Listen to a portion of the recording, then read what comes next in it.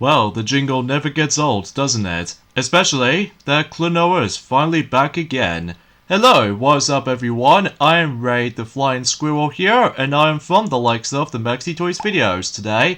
And after when me and Mighty has managed to recently finish up with Super Mario 3D World plus Bowser's Fury, I figure I'm also able to do my own Let's Play for the sake of the Maxi Toys channel, and because of that, here we are, onto the forms of another PlayStation 2 game Let's Play, because I think the last time we did manage to touch upon a PlayStation 2 was Pac-Man World 3, despite the fact that we actually have a lot of mixed feelings on that game.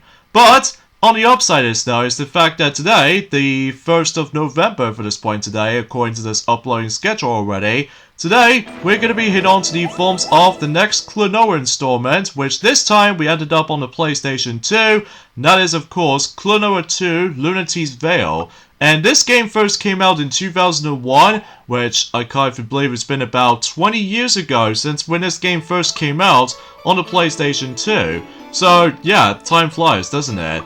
Although despite the fact that it does say copyright 1997 or all the way up to 2000, because despite the fact that the PlayStation 2 did manage to first came out on 2000, so regardless of everything else though, is the fact that this game did came out in 2001. So next to the forms of Mario Party 3, the English version, along with the forms of some other films as well, ranging from the forms of Shrek, Monsters Inc., and all the other jazz. So, but either way though, and I'm actually really looking forward to able to doing for this Let's Play for you guys, because, well, potentially speaking, it's the fact that, of what I've heard, that this game is actually super cool and everything, especially that this might actually be one of the longest Klonoa Let's Plays we could possibly able to do for this point, because usually, relatively speaking, despite the fact that it might actually be still short from the looks of all that stuff though, but either way though, so as you can see, before you start the game off, you can able to actually set the settings and what have you, much like the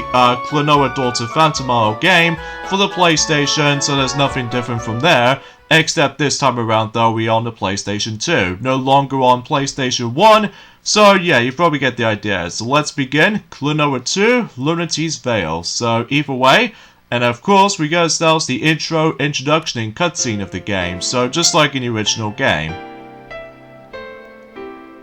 There's a forgotten dream.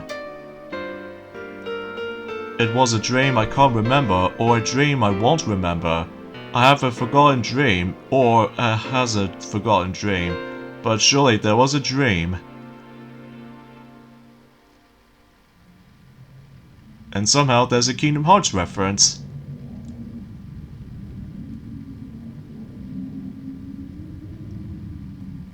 Although I do apologize for the actual awkward dialogue errors and stuff like that, because, you know, some texts are pretty fast though, so yeah, forgive me if I botched it, so... Help me. Help me. Isn't that supposed to be a strange voice in the background? And somehow Klonoa is awakened? And guess what he ended up in? Well, he ended up in the forms of... Oh. Okay, so he just comes out of the water and somehow got back in there again. Okay, that's a bit different than the forms of how it does in the original. Especially noticeable though we're no longer in the familiar place from the first game. There he is. Yes, without a doubt. He's the one. Okay, leave it to me. Oh, what are you gonna do to Klonoa then? He's ours. Wait!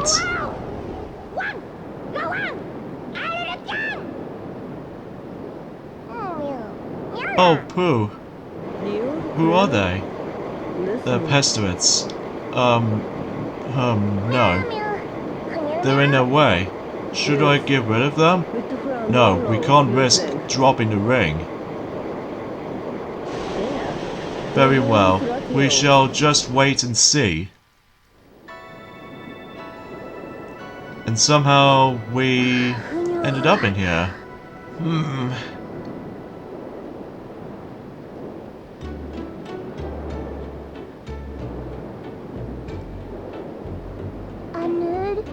Are you alright?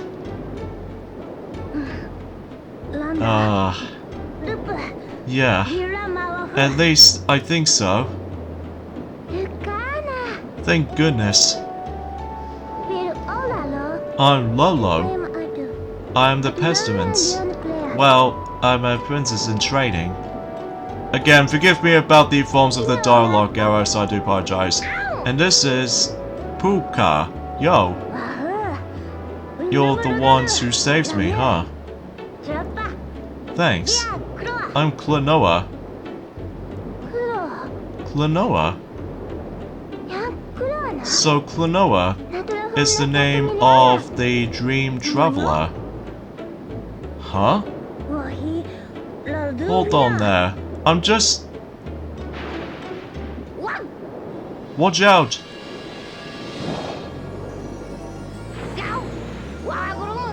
Just great, monsters here too. Maybe we should wait until later to talk. Please, Klonoa, won't you help us? Huh? Who, me? Lolo.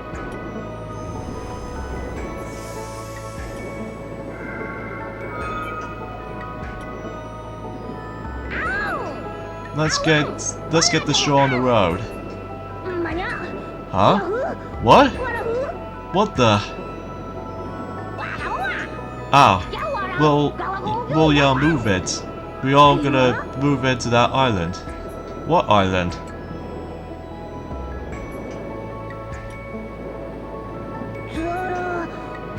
Where am I anyway? Come on, here we go. So yeah, much like the forms of the original Klonoa game, Klonoa Daughter Phantomile, is the fact that we immediately dive right into the first level in the game, which apparently it's not going to usually call it Vision 1-1 this time around. No, instead, some of these visions are actually entirely full-length visions this time around. Although it's kind of hard to say, because I know it has been such a long time since I actually played this installment of the series. So yes, this is the forms of Klonoa 2, Lunatea's Veil, for those of you who ever played the Klonoa Daughter Phantomile before, or the Wii remake if you want to count that, then you're more familiar with the gameplay style. You're still able to actually use the Wind Bullet, and alongside with that you can also just be able to use enemies as in not only to use as projectiles, as you probably already noticed, but also you can able to actually pull off a double jump or what have you. So yeah, I guess that seems pretty cool and everything, especially noticeable if you haven't played the first game before, except, well, no longer going to be dealing with the 2D sprites within a 3D environment and stuff like that. No, because instead that it plays out more accurately a 2.5D platformer and stuff like that. Well, at least for I've noticing this already. So, also for I've realized this game almost like it feels like a cel-shaded look, which it does look pretty nice though, for the PlayStation 2 game anyway. So, but at least as far as I can usually think about it. But again, I do apologize for that particular misleading commentary for the dialogue on certain cutscenes, mainly because I feel like I blame on the forms of my recording narration option, because most of the time I found it's really difficult able to read on the forms of the narration. So forgive me if I was able to mess things up beyond belief, but usually that's just far from the case. So anyway, so controls-wise, if you ever played the original Klonoa game before on the PlayStation, well, you might be familiar and you'll be welcoming. So basically, you're able to press the X button to jump, and then press the square or the circle button to able to activate the Wind Bullet. Although, much like the forms of the PlayStation 1 original game, the Wind Bullet doesn't go reach, it's further. But, regardless of everything else though, it does have its usage. So, because of that though, and for the most part though, although the noticeable difference this time around is that if you go hop onto these little cannons, as you can see on screen, basically it traverses you to a different portion of the level. So this does remind me of the forms of the launch star sequences from both Super Mario Galaxy and Super Mario Galaxy 2.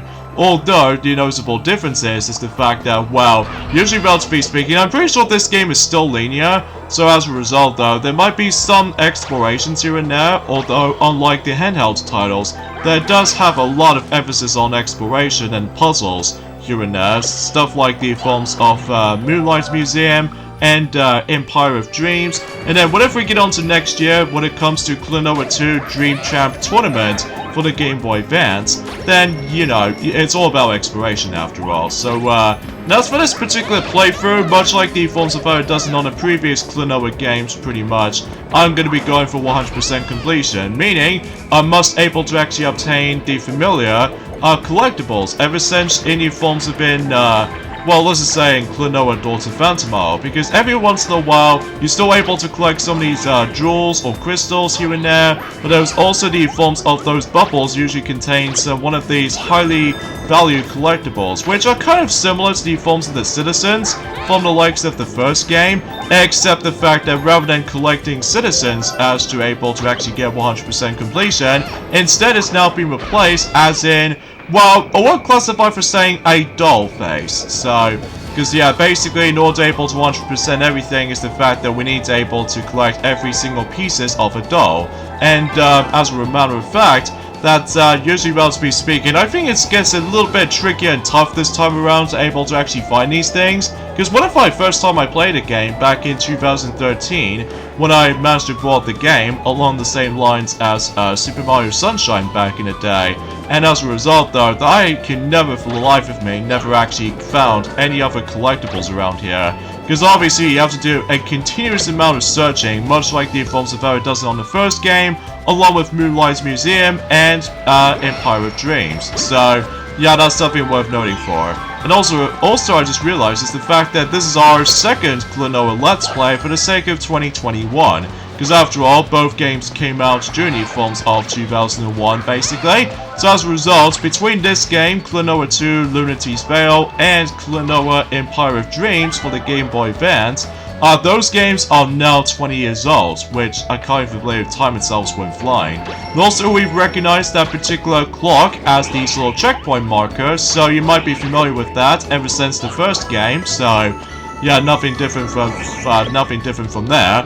Although, unlike the handheld titles, that are basically in order to able to activate the checkpoint, you must able to actually enter in a new room, or re-enter in the exact same room, so that way you can able to actually activate the checkpoint from here. So this is a pretty fun part, just the fact that we need to able to, well, slid down for that particular segment here, and as a result, if we manage to make our way to the bell right here, then that's what the end of the level is. So, again, I will stress this enough, is the fact that I would have wished if I was going to able to read the dialogue for you guys, but unfortunately though, it's just that whenever I was trying to able to commentate on certain things sometimes, then the actual writing is so small. So as a result though, forgive me if I botched it. So, and basically, after when you ring the ring, or the bell even, then we'll actually get some more plot significance around here. So, yeah, that's all I can say about this for the most part here.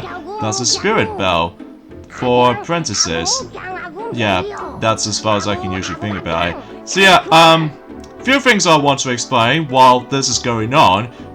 Recently I've managed able to actually just realize about the fact that, well, we're now on the 1st of November, of course, so because of that though, actually kind of think about it, in terms of like Sonic Generations, that's, well, I'm presuming that game is now 10 years old in, I would say, a North America release.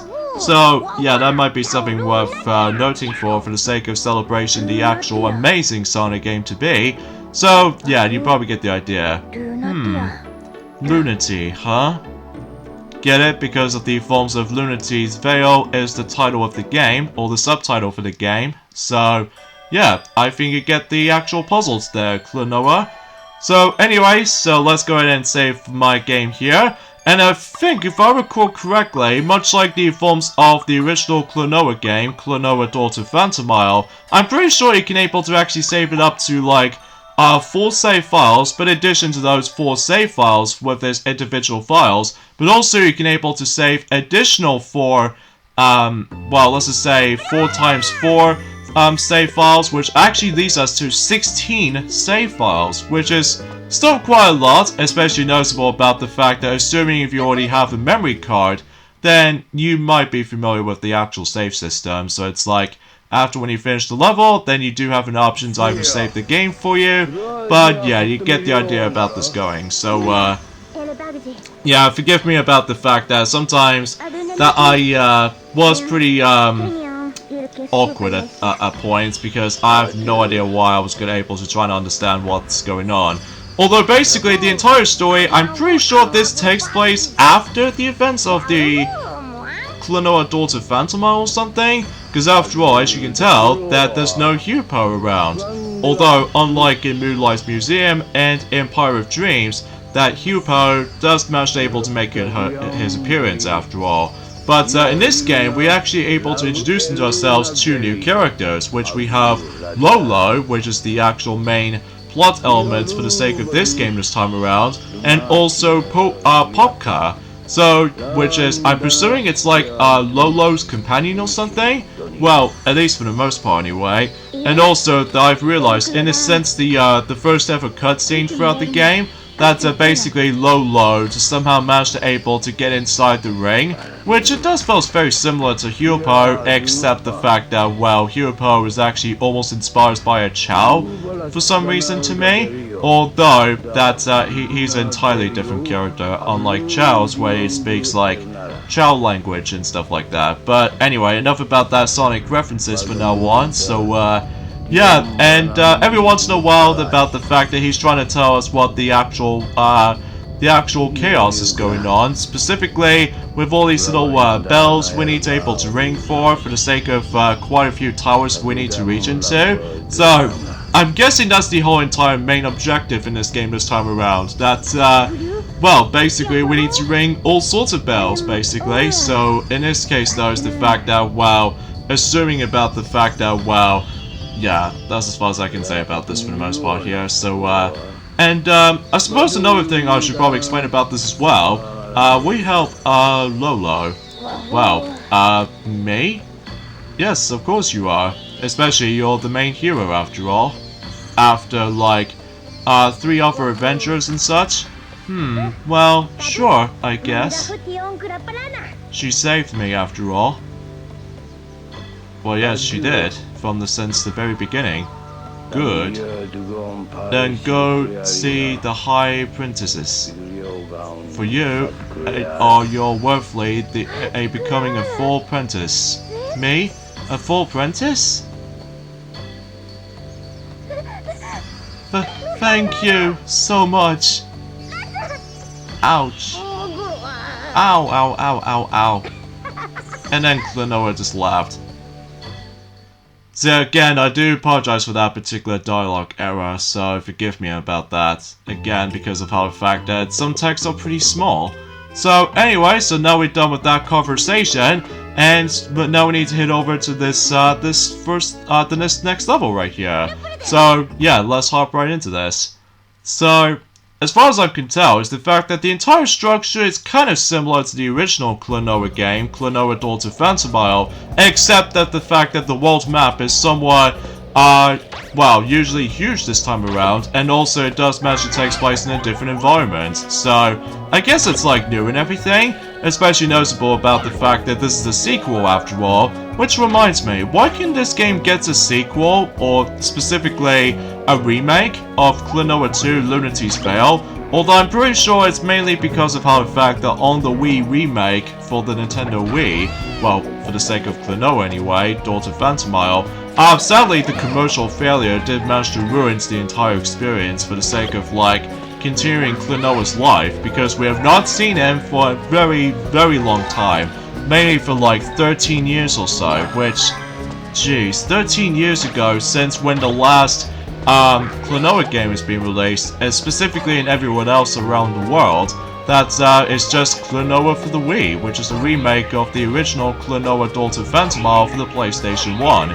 Although the last new type of Klonoa game they actually did release, and that is the forms of I would say Klonoa RPG game on the Game Boy Advance, which I think is something related to a legendary star medal, if I recall. Mind you, I don't usually understand the forms of Japanese language all that much though, I must be honest here. So but anyway, so let's just go ahead and trying to able to actually break any of those eggs, and so whenever we're able to actually see something a bit secrety around here, such as more gems collect and all that stuff. Yeah, much like the forms of how it does it on Klonoa Daughter Phantomile, is the fact that when you collect 100 of them, it gives you an extra life.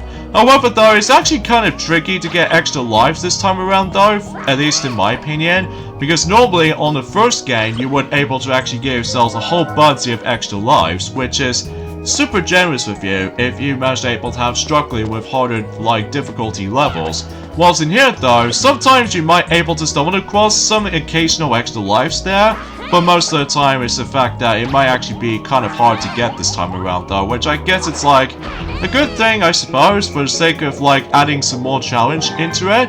So either way though, that might be something worth a while to mention about that. And also, unlike the handheld titles, they have to collect the specific amount of jewels or gems or crystals to collect in order able to actually just to fill up the actual 100% completion on the handheld titles. Although, whenever we get into Klonoa 2 Dream Champ Tournament, that will go back onto the forms of the 30, well, collect 30 of those crystal gems requirements again. So, yeah, that might be something it's usually kind of mentioning. So, now I'm very surprised about the fact that we're pretty much almost at the very end of the Klonoa retrospective of Let's Plays, basically, because, well, we've already done 3 games at this point, even though we've only down to 2 left, which are this, along with the forms of, well, Dream Champ Tournament for the Game Boy Advance.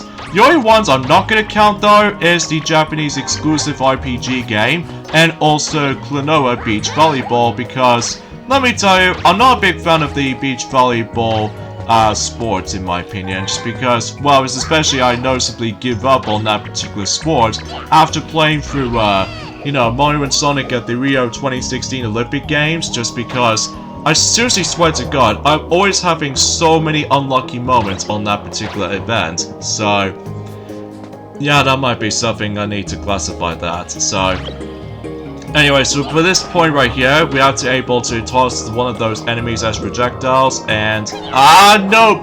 Yeah, if you get involved in there, basically you just get eaten and then you lose a bit of health. So yeah, that's pretty deadly though. So.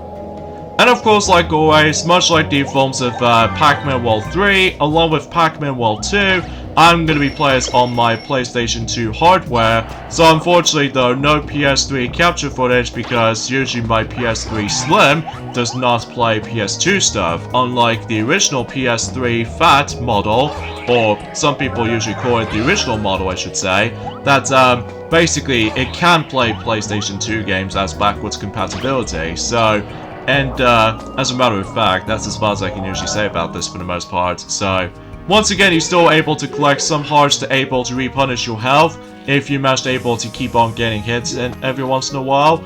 And also, I've realized is the fact that I'm pretty sure that much like the forms of, I would say, ever since in Klonoa Moonlight Museum and also Klonoa Empire of Dreams, that every time you get hit, you lose a whole heart. So in this case, once again, you do have 3 hearts to worry about. Although, I'm pretty sure unlike in Daughter Phantomile, specifically on the PlayStation 1, that basically you get hit like 6 times in order to able to survive for certain levels, whilst in the Wii remake, I'm pretty sure you get like 15, no way, it was 20 units of health if you want to count the forms of the half hearts and stuff like that if you get hit or something like that.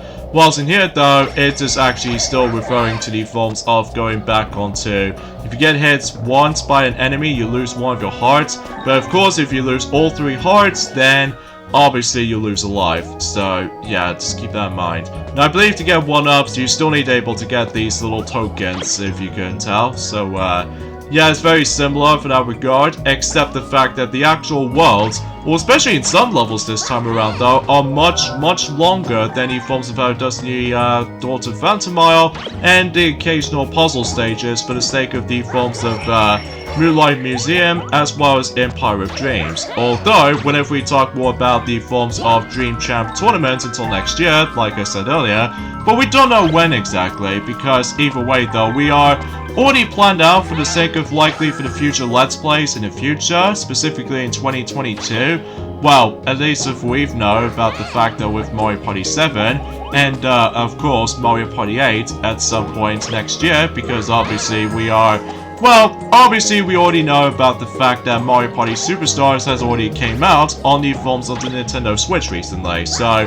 And what's also worth noting for is the fact that I do apologize for the forms of the actual delay for this uploading schedule, and as well as for my commentary gets a little bit slightly off today. It's mainly because I was really, still excited when it comes to able to play as Sora from Kingdom Hearts on Super Smash Bros. Ultimate recently, and as a result, I had a lot of fun playing it, especially noticeable about the fact that, well, it's also worth noting for is the fact that until next month at this point, well, to be more specifically, 7 days and a month left, that Super Smash Bros. Ultimate will become 3 years old, so God knows if we might able to get something, rewarding or somewhat unique to the actual celebration to the table, but then again though, we'll have to wait and see what happens until next month, so...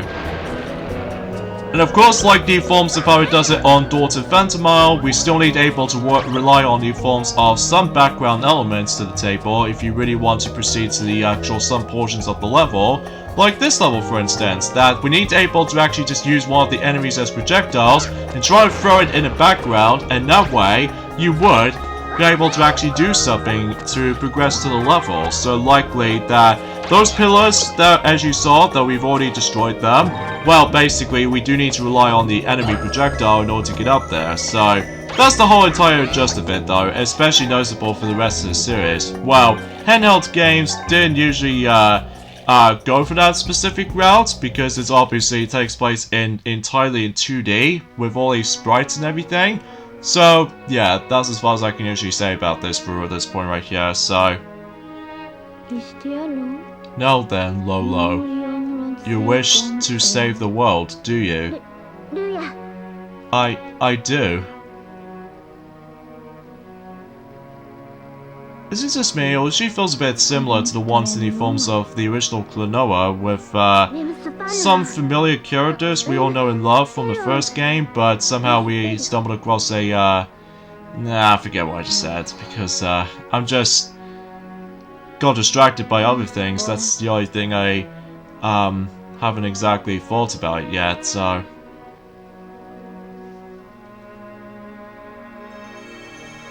And it looks like that she's trying to cast the actual, what's it, magic? Oh wait, no. She got the green feather. It's like an opposite version of Peter Pan, where Peter Pan managed to get the red feather, whilst Lolo managed to get the green feather. At least if I recall that correctly, so... Yeah, that's actually pretty cool and everything. Thank you. Congratulations, Lolo. Oh. I'm so...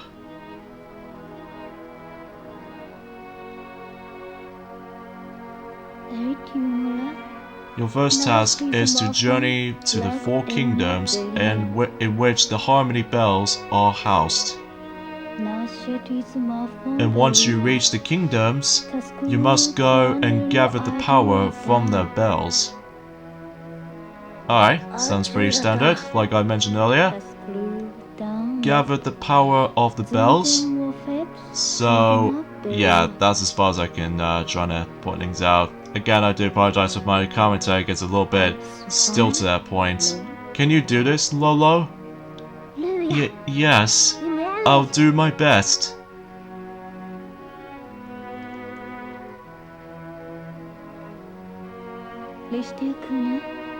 Then journey now to the Bell of Tranquility, which is closer.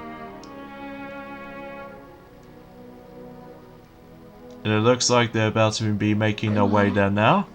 And Klonoa.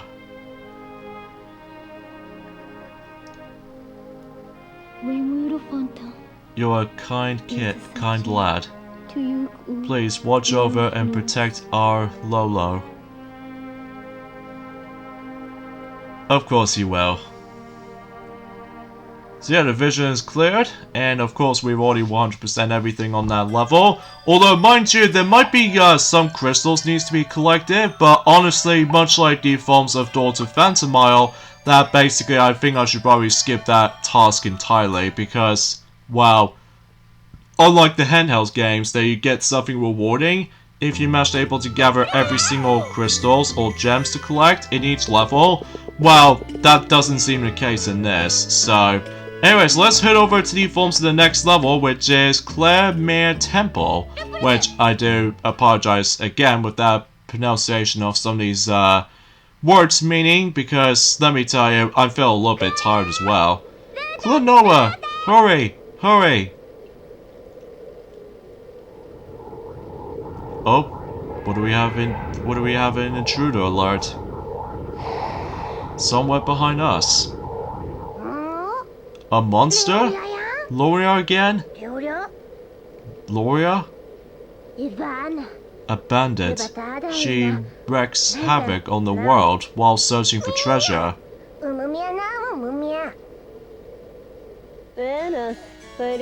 Oh, so that's what they are. And he does have a very similar companion, although except it's like a cat. Gee. Those guys are similar to Joker, isn't it, from the first game, except now it's just a cat. So you're the dream traveler. Whatever. You are a little consequence, and I'll revive you of the ring. The ring?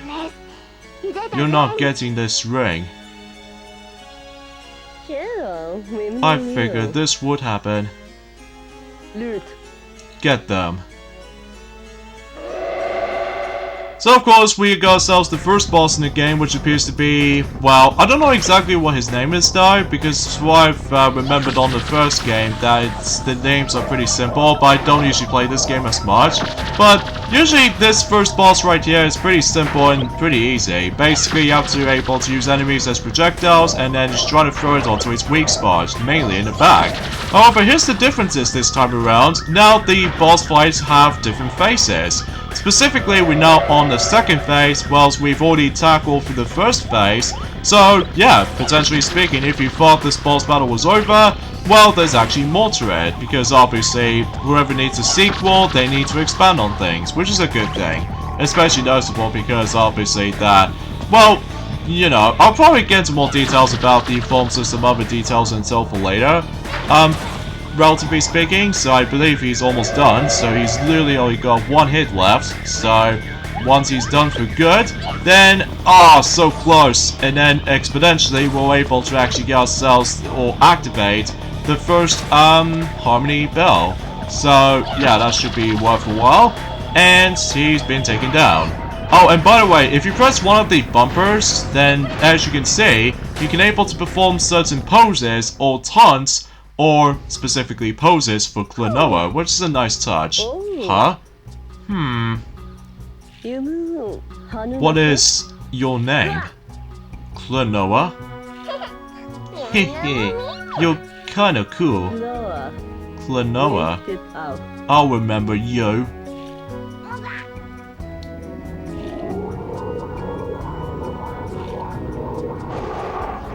I could assure you she might actually be the main villain or something? The Sky Pirate, Loria.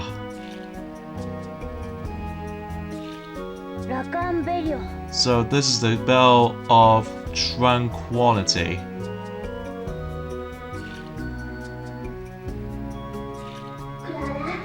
Klonoa, use your power. So just shoot it, right? Yeah, by simply pressing the square button or the circle button, and that way we're able to activate one of the bells. So, yeah, we pretty much done everything on this entire world. And I believe this is where we got ourselves the... This is the bell's power? We just call it an element, for short. It's pretty. Help me. Huh? It looks like we have ourselves a familiar voice again. Help me. Help me. Who is it? Help me. Where? Where are you? Klonoa?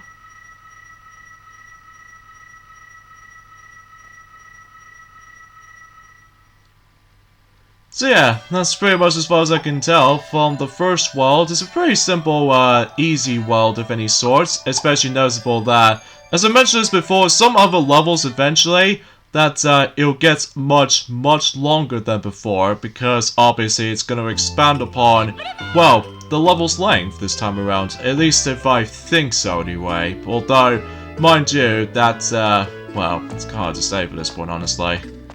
So now we need to head back in here, because he'll pretty much gonna tell you what the next objective is. So, in this case though, and by the way, if you try to able to press the R1 button, as you can see, then you can able to actually view of the amount of turtles that you've actually looked at, especially noticeable that you've actually unlocked one of your dolls, so at least that's worth noting for the sake of the checklist. So, and basically, every time when the actual spots usually represents red, meaning that you must go there. You know, kind of like the forms of how it does on the previous games, except Moonlight Museum, because it's all menu select. So, that's something you need to able to classify for noticing that. So, could they be trying to save the world too? I see, looks like we've got some competition. This ain't what they are, you dope. Still, the Dream Traveler's Ring is a secret item.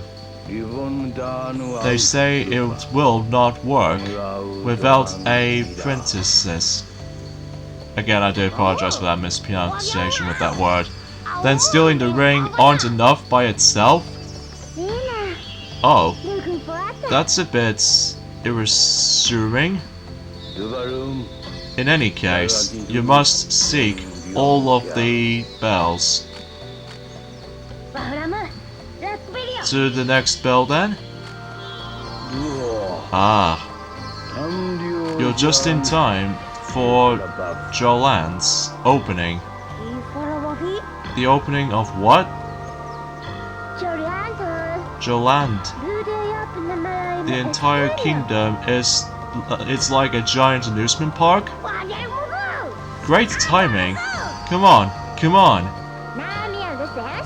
We aren't going there to play. Then, on to Joilant's bell. Let's go. So yes, the next place we're going to be hit on to is of course based off from an amusement park, which is a nice unique world for a Klonoa game, even though mind you that it always kind of reminds me of the casino-based world or something, or to be more specifically Circus Park from the likes of Shadow the Hedgehog, except the fact that we don't use guns here and now, so that's a good thing at least. And here we are, into that particular amusement park as we go. And it feels like we ended up on that particular bell tower as far as I'm guessing and such. Wow. Excuse me, pardon me. What? Watch it, will ya? Oh no! The element! It's gone! It's what? Hey, is that pesky thief? Why, you...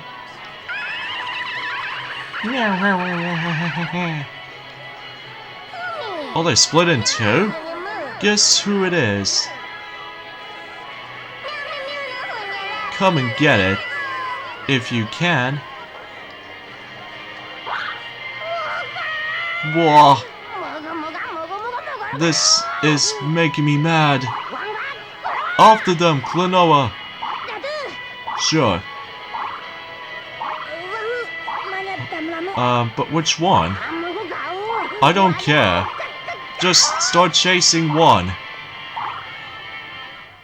So after that scene is finished, then, well, I'm presuming we actually get ourselves the actual ability that we can split into 2 levels. So, yeah, I think suffice to say, we'll get the endings off at this point right here, so join me next time on Let's Play Klonoa 2, Lunatea's Veil, and that is the fact that we're going to be starting things off with the next level in the game, which is Joilant Fun Park, and eventually Jungle Slider.